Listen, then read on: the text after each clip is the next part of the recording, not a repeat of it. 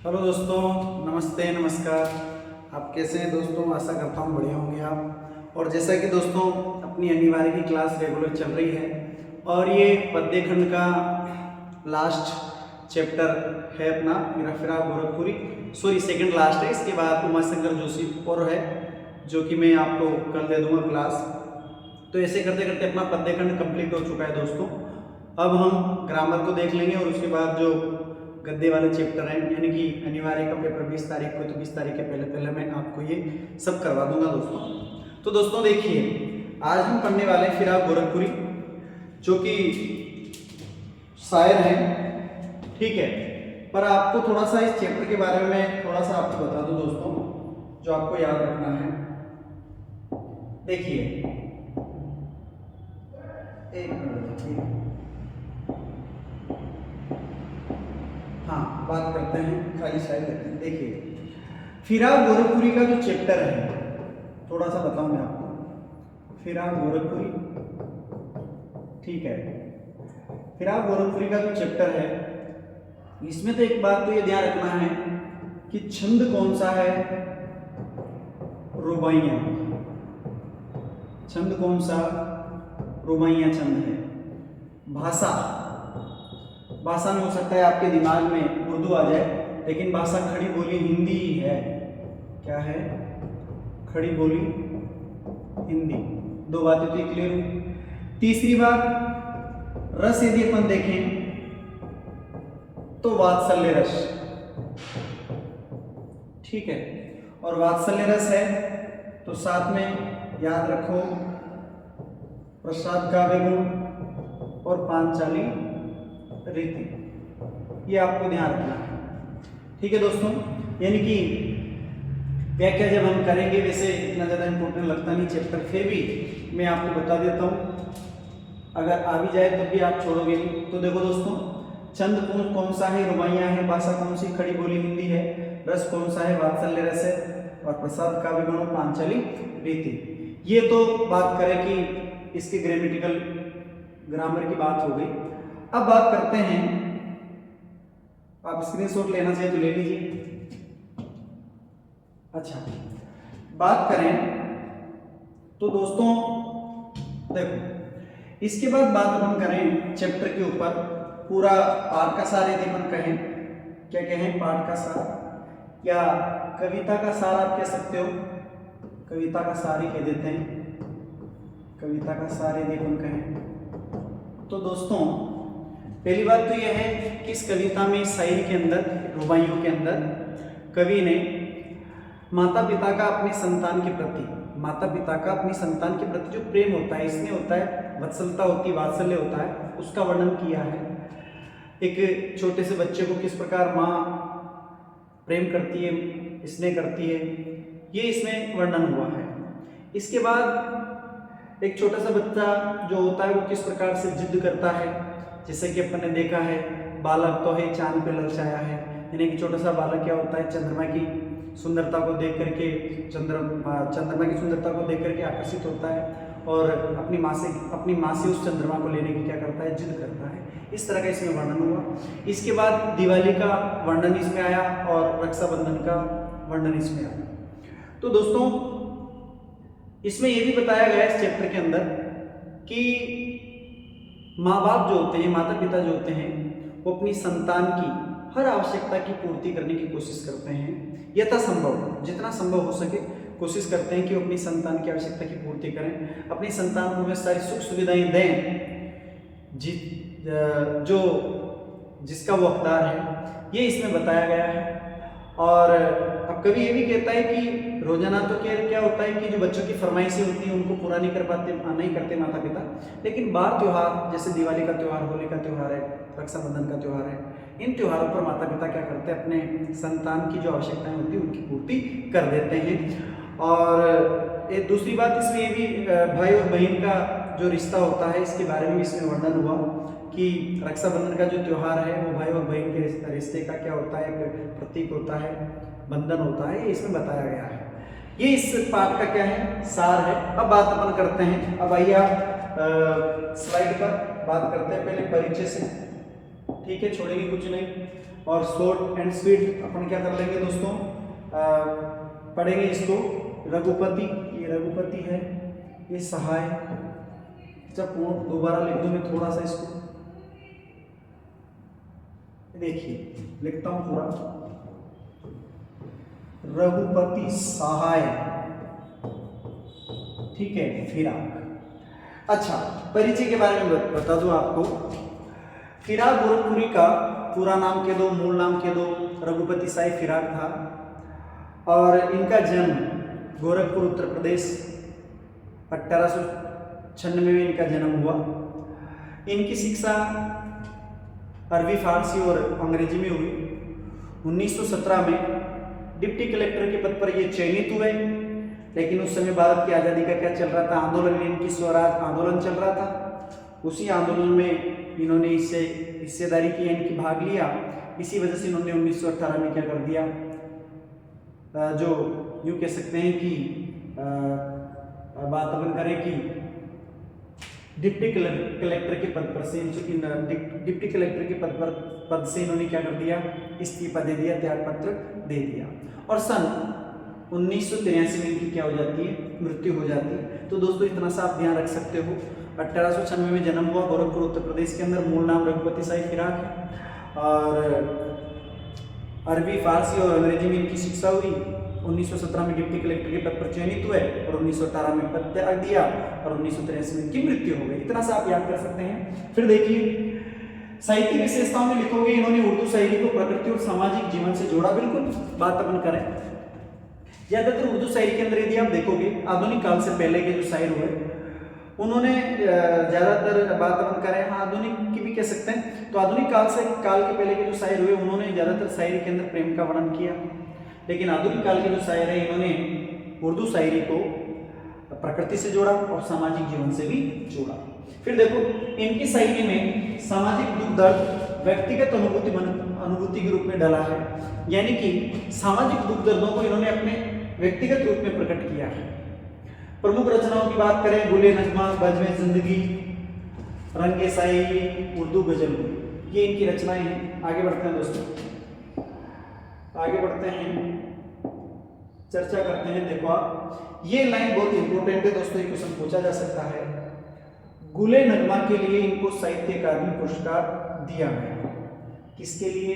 गुले नगमा के लिए, यानी कि आपको इस रचना का नाम याद रखना है।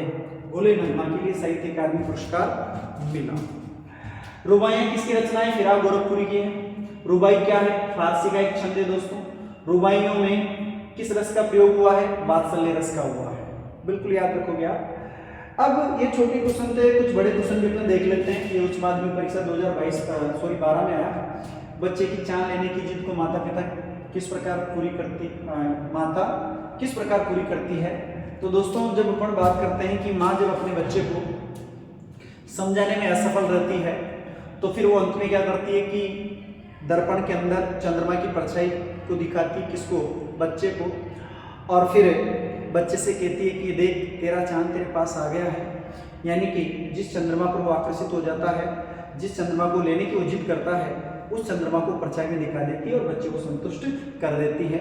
यहाँ पर एक चीज ये भी समझना जरूरी है दोस्तों कि माता पिता जो होते हैं वो बच्चे की हर जो आवश्यकता होती है उसको पूरा करने की भरपूर कोशिश करते हैं, यथासंभव कोशिश करते हैं। ये इस पंक्ति का भाव भी है। आगे बात करते हैं, देखिए आप स्क्रीनशॉट लीजिए, आगे बढ़ते हैं। इसके बाद बात करें, फिराक की रुबाइयों में हिंदी, उर्दू और लोक भाषा का पुट देखने को मिलता है। ये क्वेश्चन सीबीएसई बोर्ड 2019 के अंदर आ चुका है। हाँ, तो दोस्तों देखो, हिंदी, उर्दू और लोक भाषा का पुट में देखने को मिलता है। बात अपन करें कि उर्दू शायरी जो है वो रोमांच, रहस्यवाद और शास्त्रीयता से बंधी रही है, लेकिन फिराक गोरखपुरी जी ने अपनी शायरी को सामाजिक जीवन से जोड़ा है, प्रकृति से जोड़ा है, और प्रकृति से जोड़ा है, सामाजिक जीवन से जोड़ा है, नए विषयों से जोड़ा है। और बात अपन करें कि जो शायरी है उसमें खड़ी बोली हिंदी भाषा का प्रयोग इन्होंने किया है। तो इस आधार पर हम कह सकते हैं कि फिराक की रुबाइयों में हिंदी, उर्दू और लोक भाषा का पुट देखने को मिलता है। महत्वपूर्ण कुछ पद्य खंड भी मैंने लिए हैं जिनकी मैं आपको व्याख्या करके सुना दूं। संदर्भ की बात करें, पहले बात कर लेते हैं संदर्भ की। तो संदर्भ लिख देंगे प्रस्तुत काव्यखंड, पद्यखंड या पद्यांश हमारी पाठ्य पुस्तक आरो भाग 2 में संकलित रुबाइयां से लिया गया है, जो कवि गोरखपुरी द्वारा रचित है। प्रसंग में लिख दोगे दोस्तों, इस अंश में कवि ने वात्सल्य का वर्णन किया है, ये आप लिख सकते हैं। देखिए शुरुआत करते हैं। आंगन में लिए चांद के टुकड़े को कड़ी हाथों में झुलाती उसे दूध भरी। कवि फिराक गोरखपुरी कहते हैं कि एक माँ जो है वो अपने प्यारे बच्चे को, अत्यधिक प्यारे बच्चे को बात करते हैं, आंगन में लिए हुए खड़ी है। कभी तो वो क्या करती है, उसे हाथों में झुलाती है, कभी उसे प्रेमवश क्या करती है, गोद में भर लिया करती है। रह के हवा में जो लोका देती है, कभी लोका देने का मतलब होता है हवा में उछालना। छोटे बच्चे को यूं हवा में उछाल कर क्या करते हैं, प्रेम करते हैं ना वो। तो रह के हवा में जो लोका देती है, कभी कभी वो क्या करती है, उस छोटे बच्चे को हवा में उछाल करके उससे प्रेम करने लगती है। गूंज उठती है खिलखिलाती बच्चे की हंसी। और इन सब क्रियाओं को महसूस करके बच्चा जो होता है वो खिलखिला करके हंसने लगता है और सारा आंगन जो है वो उसकी हंसी के मारे गूंजने लगता है। ये इसकी व्याख्या हो गई। प्रसंग हो गया, व्याख्या हो गई दोस्तों। काव्य सौंदर्य की अपन बात करें तो दोस्तों देखिए, एक लाइन तो आप अच्छी तरह से याद रख लेना इस चैप्टर के बारे में कि फिराक गोरखपुरी ने अपनी रुबाइयों के माध्यम से कवि सूरदास के वात्सल्य का वर्णन या कवि सूरदास के वात्सल्य वर्णन की याद दिलाई है। ठीक है, ये लाइन तो आप रटित याद रखो कि कवि फिराक गोरखपुरी ने अपनी शायरी के माध्यम से सूरदास के वात्सल्य वर्णन की सादगी या सूरदास के वात्सल्य वर्णन की याद दिलाई है, ये आप लिख सकते हैं। फिर देखिए दूसरी लाइन आप लिख सकते हो कि संतान अपने माता पिता के लिए चांद के समान होती है, यानी कि अत्यधिक प्रिय होती है, ये आप लिख सकते हो।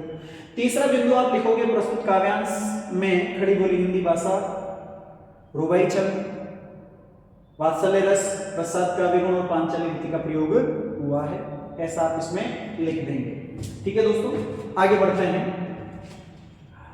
अगला एक पैराग्राफ और लिया मैंने, रक्षाबंधन की सुबह रस की पुतली। ये रस की पुतली शब्द याद रखना दोस्तों, ये रस की पुतली जो शब्द है ये छोटी बहन के लिए आया है। इसके अंदर किसके लिए आया, छोटी बहन, यानी कि छोटी बहन को इसमें रस की पुतली कहा है। रस की पुतली क्यों कहा है, इसका कारण है क्योंकि दोस्तों क्या होता है कि छोटी बहन के मन में अपने बड़े भाई के प्रति अत्यधिक स्नेह होता है, प्रेम भरा, यूं कह सकते हैं कि प्रेम होता है किसके प्रति, अपने भाई के प्रति। इसी वजह से कवि ने छोटी बहन को रस की पुतली कहा है। अब बात करते हैं संदर्भ, आप सेम लिख दोगे। प्रसंग थोड़ा सा आपको क्या करना है, चेंज करना है। चेंज इस वजह से करना है क्योंकि इस पद्यांश में कवि ने रक्षाबंधन के त्योहार का वर्णन किया है। ये आपका क्या हो जाएगा, प्रसंग, कि प्रस्तुत अंश में कवि ने रक्षाबंधन के त्योहार का क्या किया है, वर्णन किया है। व्याख्या की बात करें तो देखो, रक्षाबंधन की सुबह रस की पुतली छाइए घटा गगन की हल्की हल्की, बिजली की तरह चमक रहे लच्छे, बाई के बांधती चमकती राखी। तो बात अपन करें दोस्तों, कवि कहता है कि रक्षाबंधन का जो त्योहार है वो सावन के महीने में आता है। सावन पूर्णिमा को रक्षाबंधन का त्योहार आता है। रक्षाबंधन की सुबह है और बहन जो है वो बड़ी उत्सुक है, खुश है, क्योंकि वो अपने भाई की कलाई पर क्या करना चाहती है, राखी बांधना चाहती है। अब देखो, चाहिए घटा गगन की हल्की हल्की, बात अपन करें कि रक्षाबंधन का त्योहार सावन के महीने में आता है। इस कारण जैसे सावन का महीना आता है वैसे आसमान में काले काले बादल छा जाते हैं, घटाएं छाने लगती है। यानी कि मैं यूं कह सकता हूं, हाँ, कि जो रिश्ता सावन का घटाओं से है, किससे है, सावन का घटाओं से है, वही रिश्ता बहन का भाई से होता है। यानी कि आप सावन के महीने में यूं कह सकते हैं कि जैसे सावन का महीना आएगा तो आसमान में बादल छा जाएंगे, बादलों से आप बिजलियों को अलग नहीं कर सकते। ठीक है, उसी प्रकार से भाई और बहन का जो रिश्ता होता है वो भी अटूट होता है। ठीक, बिजली की तरह चमक रहे हैं लच्छे, भाई के बांधती चमकती राखी। और कवि कहता है कि जिस राखी के धागे को बहन अपने भाई की कलाई पर बांधती है, वो राखी का धागा बिजलियों की तरह चमकता है। बात अपन करें, यानी कि बात अपन कर सकते हैं, ये कह सकते हैं बिजली की तरह चमकने से मतलब ये है कि वो जो राखी का धागा है वो भाई और बहन के प्रेम का क्या है, प्रतीक है। इसी वजह से कवि ने कहा है कि वो राखी का धागा किसके समान चमक रहा है, बिजली के समान चमक रहा है। आशा करता हूं दोस्तों व्याख्या आपको समझ में आई होगी। आगे बढ़ते हैं। काव्य सुंदर में आप लिख देंगे कि बात यहाँ प्रस्तुत अंश में रस की पुतली जो शब्द है वो छोटी बहन के लिए आया है। यहाँ पर आप लिख दोगे कि सावन का जो संबंध बादलों से, बादलों का जो घटाओं से है, वही संबंध भाई का और बहन से होता है। रक्षाबंधन का त्योहार भाई और बहन के प्रेम का प्रतीक होता है। ठीक है, और उसके अलावा आप अगला बिंदु जो लिखोगे कि प्रस्तुत काव्यांश में खड़ी बोली हिंदी भाषा का प्रयोग है, रुबाई छंद का प्रयोग, रुबाई छंद, और हाँ कह सकते हैं कि वात्सल्य रस और प्रसाद काव्य गुण और पांचल रीति का प्रयोग हुआ है। इस तरह से आप इसकी व्याख्या कर सकते हैं। तो दोस्तों आशा करता हूँ आपको आज की क्लास बहुत अच्छी लगी होगी, और मैं आपसे रिक्वेस्ट करता हूँ कि यदि आप YouTube चैनल पर नहीं जुड़े हैं तो बिल्कुल आप सब्सक्राइब कीजिए और बेल आइकन बटन को दबाइए ताकि आने वाली क्लासों का नोटिफिकेशन आपको मिलता रहे, और ज़्यादा से ज़्यादा दोस्तों शेयर कीजिए ताकि मैं और भी अच्छी क्लासें आपको और ज़्यादा ऊर्जा के साथ क्या कर सकूँ, उपलब्ध करवा सकूँ। तब तक के लिए जय हिंद, जय भारत।